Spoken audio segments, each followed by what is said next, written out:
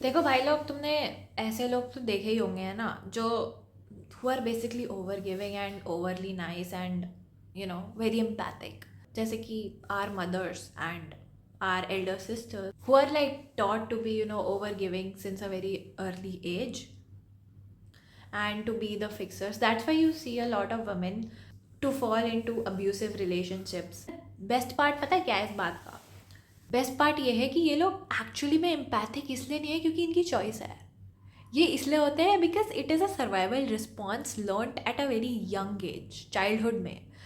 Basically हमारे Indian parents जो होते हैं ना, वो बहुत ज़्यादा कंट्रोलिंग होते हैं and they assume them self to be superior, और अपने बच्चों को ऐसे ऑटोनॉमी भी नहीं देते हैं। तो पेरेंट का काम क्या होता है? To actually make their kid independent as an individual. But वो अपनी पूरी ज़िंदगी सिर्फ यही अज्यूम करके चलते हैं that their kid has to follow them, which actually raises either two types of people, जो कि या तो ऑपरेसर होंगे या ऑपरेस्ड होंगे। The ones who are oppressed are the ones who have people pleasing habits. These over empathic, over nice people, they don't learn to say no. They say yes even when they feel like they should say no. ये दूसरों का anger absorb करते हैं and they can not even take a stand for themselves.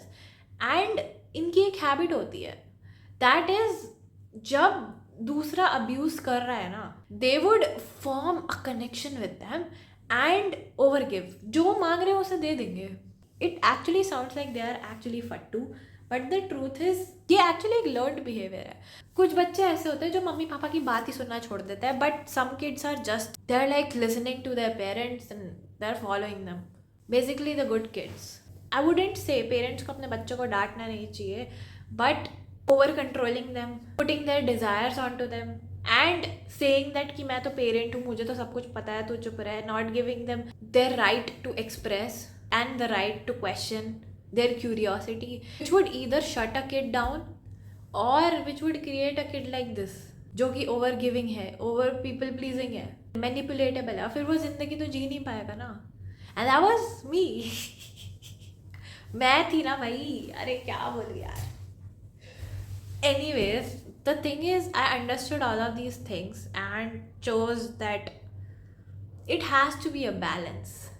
You should never give more than what you can, because the thing is you can give to the right people भाई, जो deserve करता है और जो value करता है। Self respect सबसे पहले है, जो डिजर्व करता है उसे मिलेगी, नहीं तो भाड़ में जाओ।